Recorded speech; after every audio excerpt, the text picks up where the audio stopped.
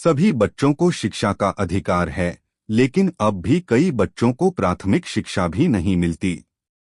यह कहानी एक ऐसे लड़के टोटाराम की है जो छिपकर स्कूल जाता है।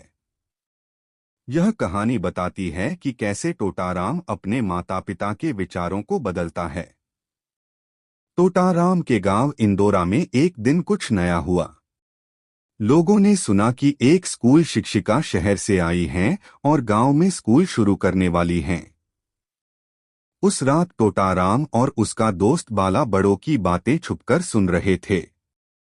टोटाराम को स्कूल नाम से डर लगता था, लेकिन जब उसने अपने पिता को यह कहते सुना, मुझे अपने बेटे को स्कूल भेजना है, तो वह राहत महसूस करने लगा। अगली सुबह गांव का घोषक ढोल बजाकर पूरे गांव में स्कूल की खबर फैलाता है। टोटाराम दूर से अन्य बच्चों को स्कूल जाते हुए देखता है और सोचता है, काश वह भी जान पाता कि स्कूल में क्या होता है। जब वह मवेशियों को चराने ले जाता है तो स्कूल की बांस की दीवारों से अंदर झांककर देखता है। वह देखता है कि बच्चे पंक्तियों में बैठे हैं और शिक्षिका श्यामपट्ट पर सफेद चौक से कुछ लिख रही हैं। टोटाराम को कुछ समझ नहीं आता, लेकिन वह रोज छुपकर स्कूल जाता है।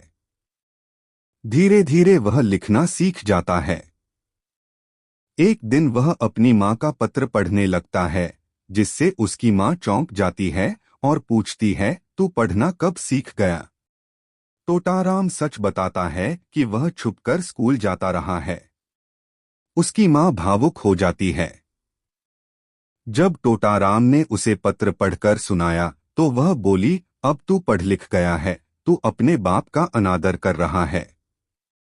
पर जब टोटाराम ने समझाया कि कैसे वह दूसरों की मदद कर सकता है, तो उसकी माँ को उस पर गर्व होता है।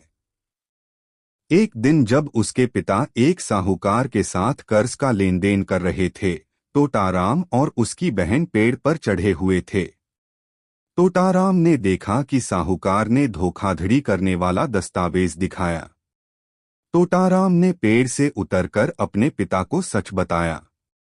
टोटाराम के पिता को समझ में आ गया कि उनका बेटा पढ़ने लिखने से कितना सक्षम बन गया है। उन्होंने साहूकार की बात मानने से मना कर दिया और वहां से चले गए। शिक्षा। कहानी यह सिखाती है कि शिक्षा जीवन को बदल सकती है और बुरे समय में सही निर्णय लेने में मदद करती है। टोटाराम की पढ़ाई ने न केवल उसे आत्मनिर्भर बनाया, बल्कि उसके परिवार को भी संकट से बचा लिया।